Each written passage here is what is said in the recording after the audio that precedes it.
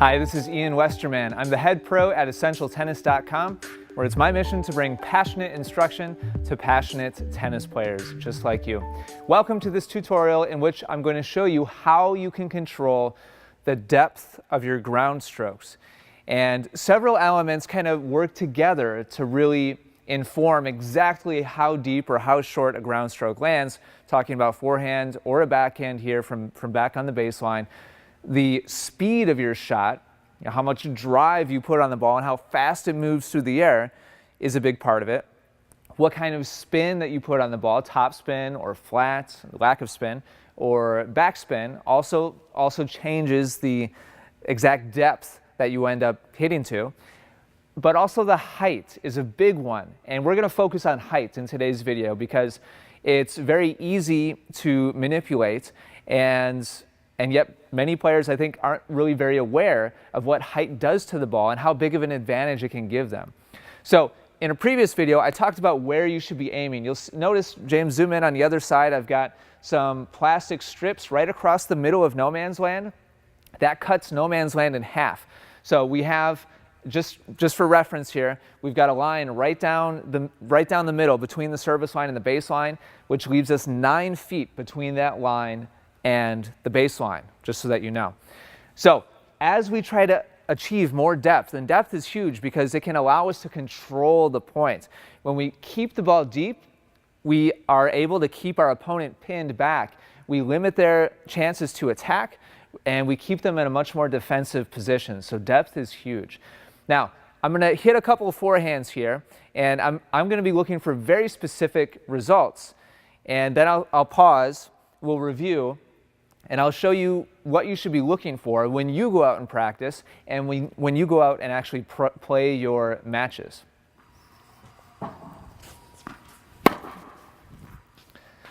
Okay, so I just hit a shot, as I'm just hitting some casual forehands here with good confidence, but I'm not trying to really tag it and go all out either. I'm just trying to hit a nice, full, confident forehand. The shot that I just completed hitting traveled over the top of the net about 1.5 feet, maybe 2 feet, landed around the service line. I'm not exactly sure, we'll have to review the tape. It was right around the service line. And then as it crossed the baseline, was probably about 2 or 3 feet up off the court. Now, that's a shot that most tennis players will hit, and they'll hit it solid, feel good. And they'll say, oh, it made it past the service line at least a little bit. I hit that solid. But the fact of the matter is, against a good baseline opponent, that's just feeding them strikes all day. It's just giving them shots right in their strike zone. So for most of us amateur players who are not hitting huge topspin and we're not hitting huge pace, that shot is not doing anything to challenge our opponents. It's giving them shots that are comfortable and that they can easily rally and groove and get into a rhythm with. So now I'm going to go for a little bit different kind of results, and we'll talk about it as soon as I hit just the right shot that I'm looking for here. Okay, so I just hit another shot that was about 1.5 feet higher than the shot before.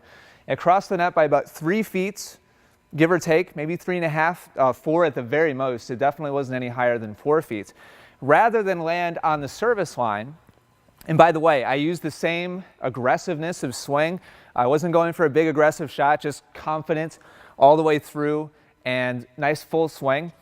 Now instead of a shot that lands around the service line, because we add 1.5 feet over the top of the net in terms of height, now we have a shot that lands right around those red strips.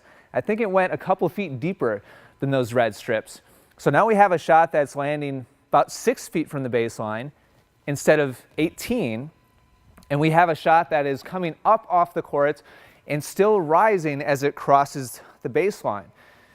So this is a shot that's still very safe, but significantly more challenging for our opponents on the other side. And these are the types of elements that you should be practicing purposefully when you go out and you rally with a practice partner, or you have the chance to hit with a ball machine, which is excellent practice. Give yourself some targets like I have here with those red lines, and rather than hit a little bit short and then try to hit more aggressively, experiment with different heights over the top of the net. With a nice, confident, full swing and just a little bit of topspin, you should be aiming 3 to 4 feet over the top of the net to get nice depth. And this varies, of course. If you don't hit the ball, quite as big, then you can start to aim 4, maybe 5 feet over the top of the net to get that same depth. But controlling your depth is huge. And this is one way that I believe is the easiest to really be able to do that and recreate specific results that make life more difficult for your opponents. So pay attention to the height over the net that you're hitting. Pay attention to the corresponding depth that the ball is going. And the more you can control those elements, the more success you're going to have on the court. So hopefully this lesson's been helpful to you. Thank you very much for watching. If you've enjoyed it, do me a favor and click like, especially, well, I guess that would be just for YouTube or Facebook. Do me a favor and click like.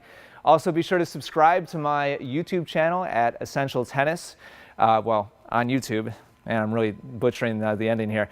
Subscribe to my YouTube channel, the Essential Tennis YouTube channel, so you don't miss out on future lessons and videos, pro footage, all kinds of stuff that we're constantly coming out with. If you have any comments or questions at all, leave those down below. Thank you so much for watching today. I appreciate it. Take care and good luck with your tennis.